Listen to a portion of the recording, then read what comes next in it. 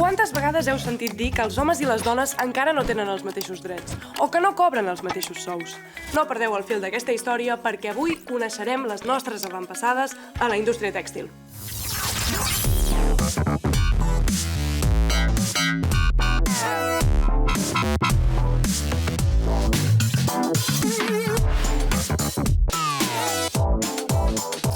Hola a tothom, com anem?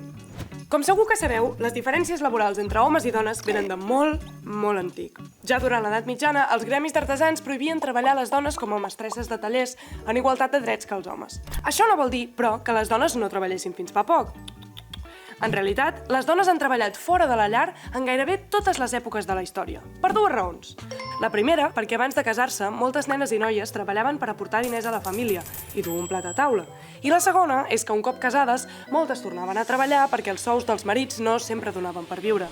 A més, moltes dones van participar en els negocis o se'n van fer càrrec quan els marits morien. Normalment, a sobre, això volia dir pencar el doble. Treballaven a la seva feina i també treballaven a casa. Rentar la roba, cuinar, netejar la casa, criar la canalla. Excepte les dones riques, que tenien minyones, que evidentment també eren dones. És a dir, tot i els impediments, les dones han treballat sempre. Dit això, situem-nos. Ara fa uns 200 anys, entre els segles XVIII i XIX, el creixement del comerç marítim va provocar que els artesans i fabricants europeus necessitessin produir cada cop més mercaderies. D'aquesta manera, van començar a fer tallers molt grans i a buscar noves tecnologies, cosa que comportaria l'aparició de les fàbriques en un procés anomenat industrialització. Així, gràcies a la mecanització, podien fabricar milers d'objectes iguals en poc temps i vendre'ls arreu del món. I quin va ser el paper de les dones en aquesta situació? Doncs com que continuaven sent considerades inferiors als homes, se'ls pagaven salaris més baixos i se'ls assignaven feines menys atractives. A Catalunya, la primera fàbrica mecanitzada a vapor va aparèixer a Barcelona l'any 1833. Al llarg d'aquell segle hi va haver un boom de fàbriques i la majoria es van dedicar al sector tèxtil, és a dir, a convertir el cotó, la llana, la seda o altres fibres, primer en fils i després en roba. Les fàbriques de filar i teixir eren plenes de nenes, noies i dones, però els encarregats eren sempre homes. I per això hem enviat el Pep a una fàbrica tèxtil del segle XIX. Pep, com són les condicions de treball de les dones? Pobres treballadores, no les cuiden gaire, no. M'han estat explicant que en aquesta fàbrica les contracta un amo especialitzat en el tèxtil i les dones treballen en la filatura i el tissatge. Netegen la llana o el cotó i la pentinen per fer les troques. Sabeu aquella frase de «embolica la troca»? Doncs ve d'aquí, les troques són fibres ja processades i ben lligades. A sobre, com que hi ha molta feina, també es fa treballar a nenes. De fet, moltes comencen a treballar amb només 8 anys.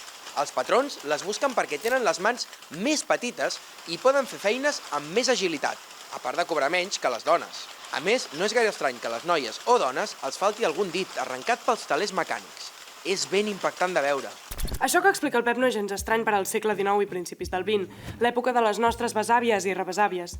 De fet, si les malalties o els parts no les mataven abans, poques treballadores arribaven a la vellesa degut a les dures condicions de les fàbriques. Aquesta situació cruel i injusta és la que va fer aparèixer la lluita obrera amb vagues, conflictes i també morts. La lluita va donar els seus fruits.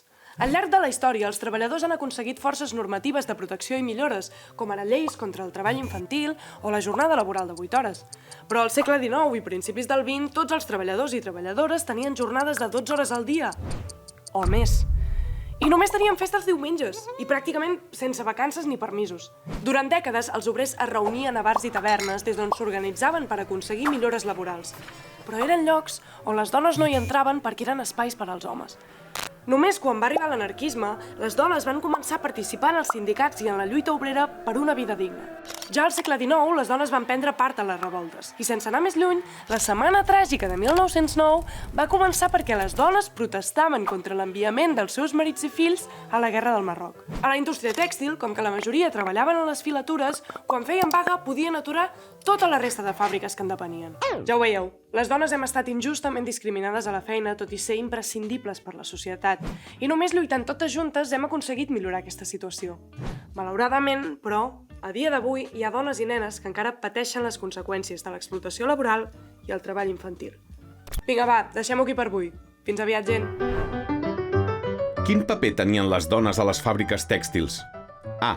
Gestores. B. Filadores i teixidores. C. Administratives.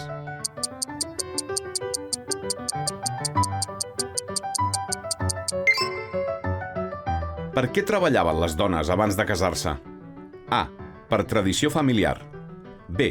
Per obtenir educació. C. Per aportar diners a la família.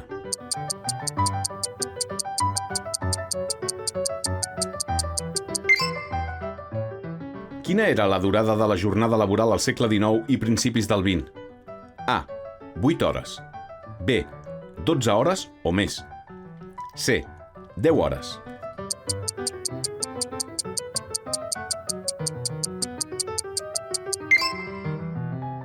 Per què a les dones els costava assistir a reunions obreres? A. No els interessava la lluita. B. Al plegar encara havien de fer tasques domèstiques. C. Perquè es feien els dimarts.